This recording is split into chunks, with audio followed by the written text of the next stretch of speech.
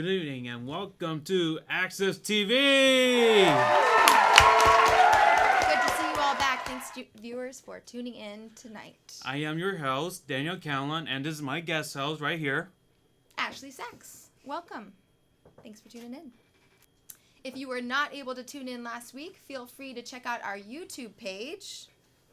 youtube.com/AccessSFUSD.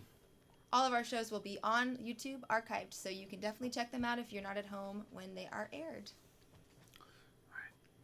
And now our marvelous movie review from our house critics, Zhang and Varela. The movie is Inside Out. I recommend it. It's sad and fun. Looks like a kids movie, but it's for adults too. We give it a Give it a four thumbs up.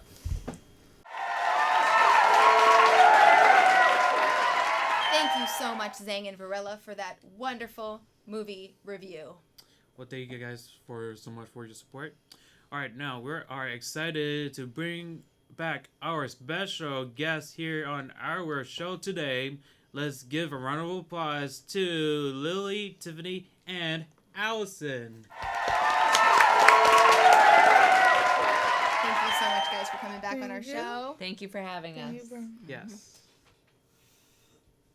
Alright. Today's topic of the day is Disability Mythbusters.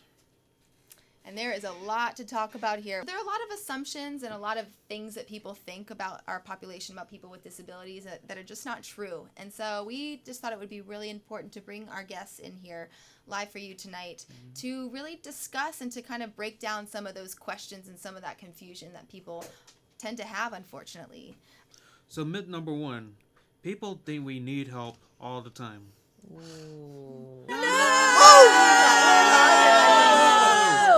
So Tiffany, what do you think about this thing that you people need help all the time that have disability? We don't need help all the time. Sure. Do you need some help sometimes? A little bit help. Okay, but do you need me to like carry your bag for you and hold your lunch and order your food and tell you when and where to get off the bus and all of that stuff? Or No. you're good, right? Mm-hmm. Okay. But do a lot of people think that they need to do everything for you from start to finish? Yes. Sometimes. What about you, Sometimes. Lily? Yeah, I think I would echo Tiffany's comments. Mm-hmm. They think that, oh, she's in a wheelchair, so she must be really, or the opposite. Oh, she's in a wheelchair, like she doesn't need any help. Mm-hmm. So I guess it goes both ways. Mm-hmm. Because I have friends in wheelchairs who are more severe, and so they might assume that I'm like that. I think that you had a really interesting story about just taking the bus over here today, right? Yeah, I was with Ashley and the driver, the mini driver. I wasn't getting on the bus, but he asked her where I was getting off instead of me. Yeah, and this actually leads into our second myth. So our second myth is We can't speak for ourselves.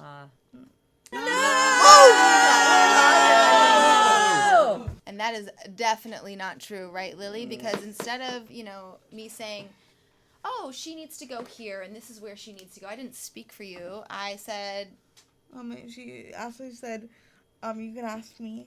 exactly. And then you told them. I mean, you have a voice. You have great things to contribute to the conversation. You have your own opinions. Yeah. Yes. Does that ever happen to you?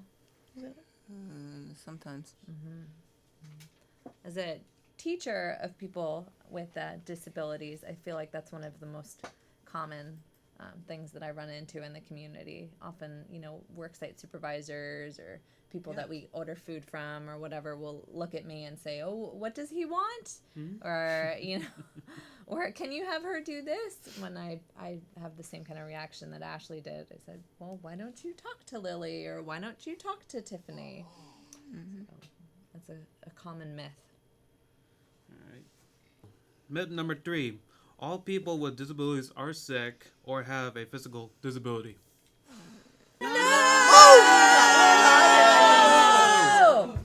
No. Any thoughts on that, Lily? So, yeah, I actually know people who don't have physical disabilities and they have cognitive instead. So I know that a lot of people in our program even don't have physical disabilities. So.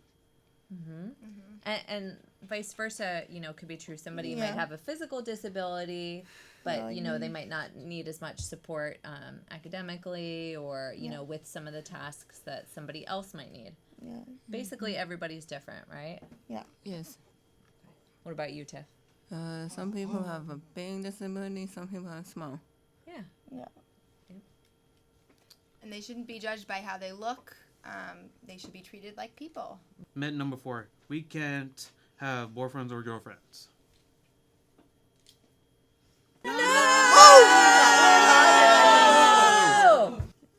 That is not true at all, is it? No. Do any of our guests here have a boyfriend or a girlfriend? Me. I do. Oh, and you do as well, Yes. Daniel. You want to tell us a little bit about having a relationship? Well, about having a relationship is that, you need to get around with your girlfriend, take her out or going on a date with her because get to know each other, because you got to make sure you got to meet with their new parents and then you got to meet their parents first, Oh, yeah. What's it like having a relationship, Tiffany? Good. How long have you been with your boyfriend? 3 years. Oh, wow. Very long time, It's longer right? than I've been with my boyfriend. A long time. Yeah. Lily, no. I've actually had some conversations with my therapist and certain people about wondering that if I do want to have a relationship, but how it's gonna be like with the whole disability thing. So. So it's just like people without disabilities, you can be somebody who wants short-term relectives, be somebody who's Yeah. looking for marriage and family Yeah. and exactly. I Kids. really want that someday. So. Yeah. just like people without disabilities. But there's I a think whole- it's interesting to hear that people do, so that can encourage. It's encouraging to hear that people with Yeah. disabilities do have relationships. Yeah. Yes. Something that you can kind of aspire to do, in your future. If that's something that you But want. I'm 20 now, and You're 20. well, yeah, and Yeah. I feel 19 was kind of young, but my sister has a boyfriend. She has cerebral palsy too, so. There you go. You're busting out onto the scene, Lily. So she's single, fellas and people out there. I'm single. But it's true. Yeah. Are you funny, huh? Oh, we've got some people in our live audience right now that may be interested. Okay. Number 5. We can't learn new things.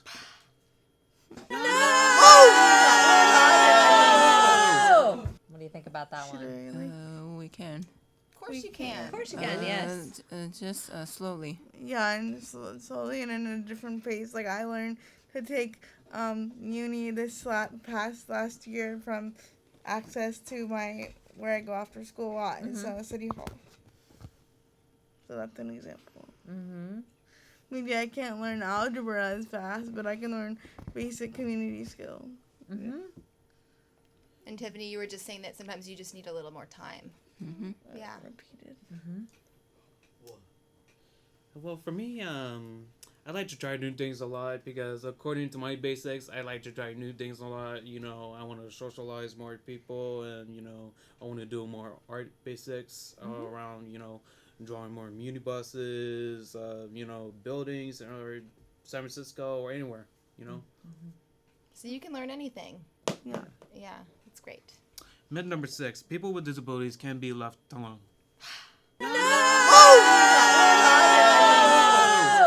That's not true at all, is it? No. We can be left I don't think alone. it's not true. We could. Can you tell us a little bit more about that? We don't, when we're eating lunch, we don't need somebody to help us. And when we go to the restroom, a lot of us don't need somebody to go with us. You have your independence, Yeah. right? You don't need support all the time. No. Like, Tiffany, what are some of the things that you do independently? Ride the bus. Ride the bus, okay? Go to work. Go to work, Yep. right? What else? Go to school by myself. You can go to school by yourself. Do you go shopping by yourself Yes. sometimes? Do you go on the computer by yourself? Yes. So you do pretty much everything by yourself, you know, that a person without a disability would do, except sometimes when you learn new things, you just need a little more support. Can we talk a little bit about the shopping? What do you like to buy? Anything. Clothes. Do you like clothes shopping? Just like arsenal. Lily has some really great fashion, and she's always got Oh, nice, thank stylish you. clothes on. So I think you guys definitely have that in common. Thank you. Myth number 7: we can't get jobs.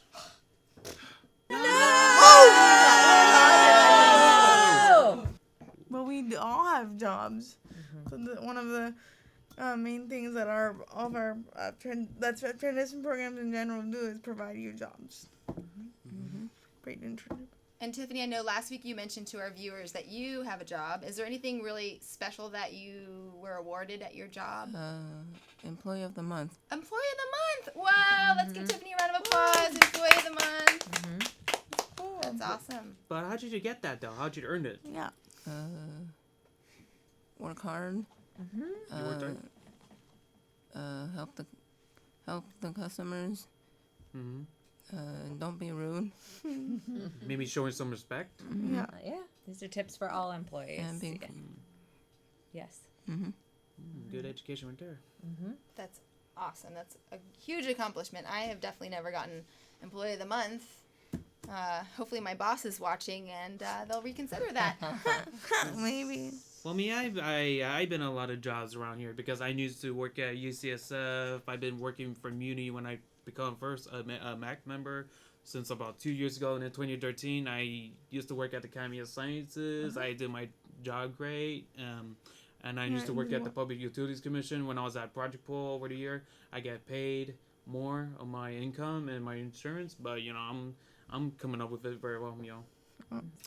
So I got hired at the ADA job, and I picked that job. I was amazed that I filled it in already with Ashley's stuff right here. Yes, you're actually going to be paid by ADA, and this is something that Lily, you did last year, Yeah, and you got a stipend, but now Daniel is going to Daniel's getting paid get hourly wage, so that's wonderful. for hourly. And then, you know, this is the first time working for ADA because I never done this thing, you know, in a lot of years, because I know some people like Damien, he used to did it before, you know, he did it when he was in the second year of transition. And can you just explain to viewers at home what ADA stands for? It's called, so ADA means called American Disabilities Act. American Disabilities Act. And while we're on the topic, we might as well tell our viewers that we performed live at City Hall on July 1st. And it was for the 25th anniversary of the ADA. Woo! Yeah. Uh-oh. Viewers at home, you know what it means. It's time for shout out. Shout, shout, let it all out. Shout, throw your hands up and shout, and let it all out. And scream and shout, shout out. Shout out loud. Twist and shout, twist and shout, oh, shout. All right. So, Today's shout out goes to the ARC San Francisco and the Mayor's Office on Disability for advocating and supporting people with disabilities in San Francisco. We appreciate all that you do for the city. and our event that we just performed at live was sponsored by the San Francisco Mayor's Office on Disability. It was a great honor to be there. Wasn't it fun? Yeah, it was great. It was a blast. And now, a word from our sponsors. Hey, what a beautiful song.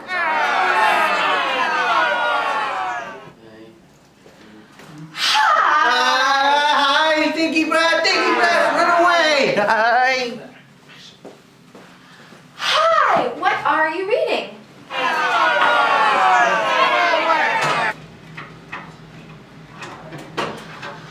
Hi, is it time for coffee card? So fresh, so clean. So fresh, so clean, the Super Duper 3-in-1 Teeth Freshness Kit. Do you like that, kid? So buy it today. Do you want that? Yes. If your teeth are so stinky, you need so fresh, so So clean, clean. clean. So clean, clean. So fresh, Clean, so clean.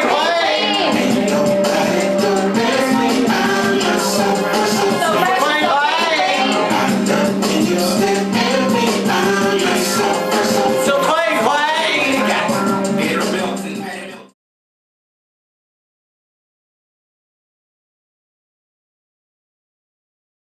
That was a great conversation about myths and all the things that we needed to kind of clarify for our viewers, and I hope everyone learned something with this conversation today. And now we'd like to move on to a video that some of our students made at Access SFUSD The ARC about advocacy. The video is called Active Advocates, Our Perspectives. Take It Away. Take it away.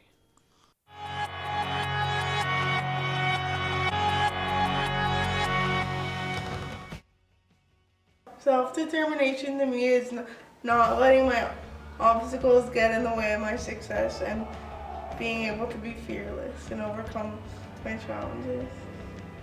Also being able to make my choices freely without feeling forced to do something. What if someone is always telling you what to do?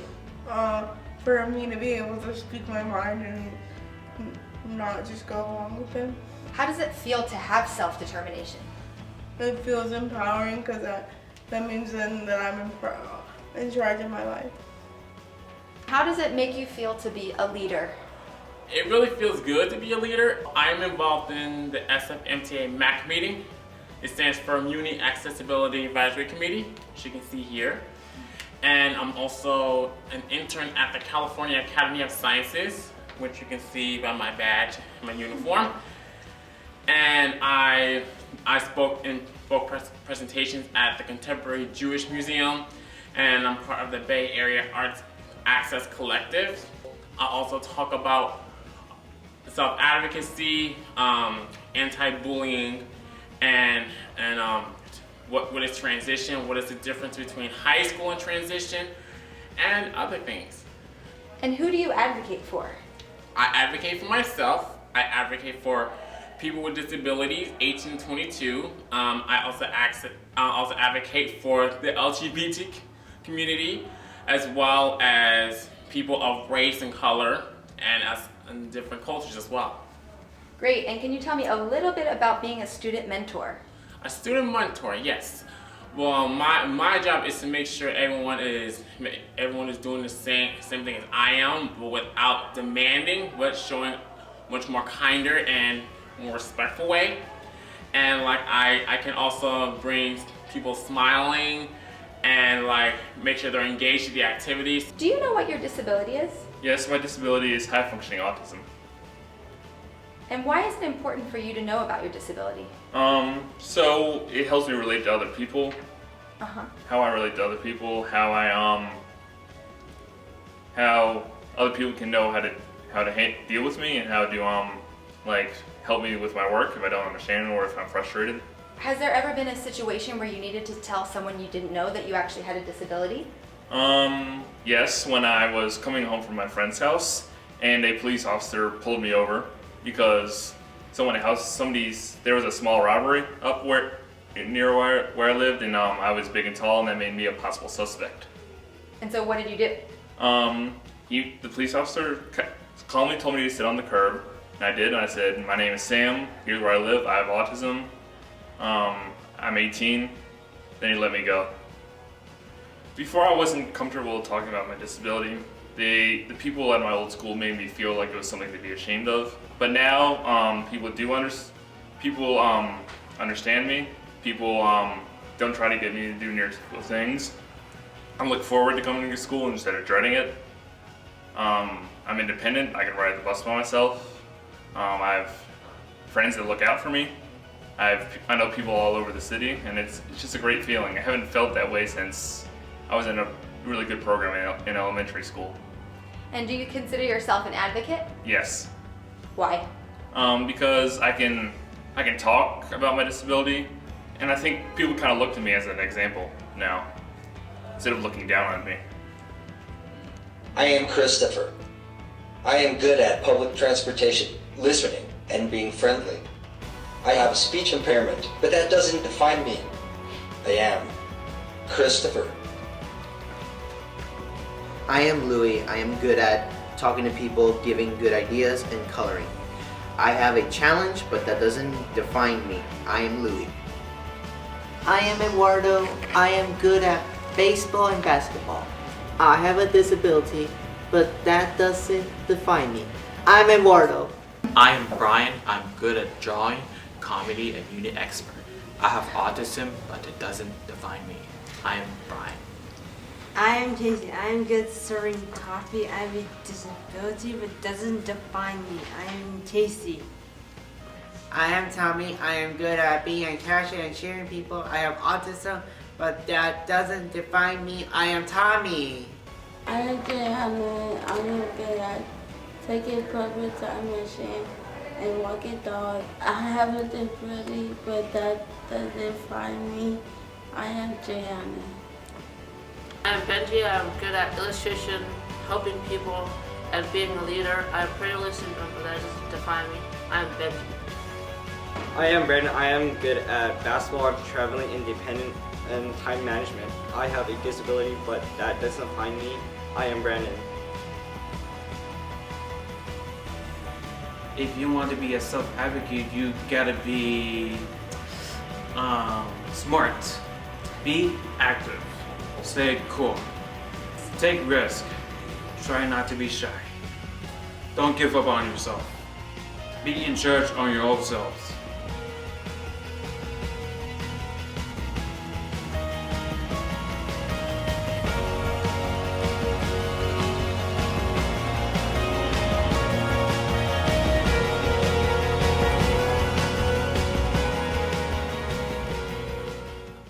Be sure to tune in next week on Friday. It's at 5 o'clock p.m. evening on Channel 29, and Saturday is at 5 o'clock on Channel 76.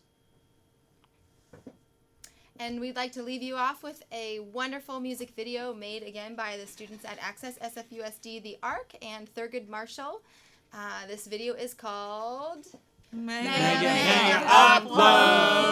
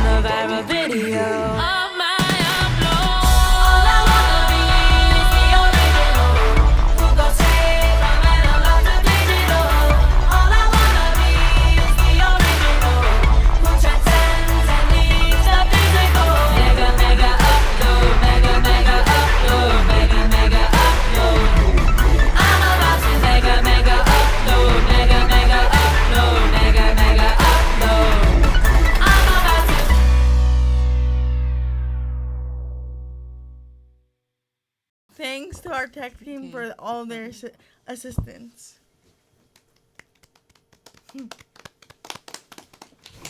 This is a wrap.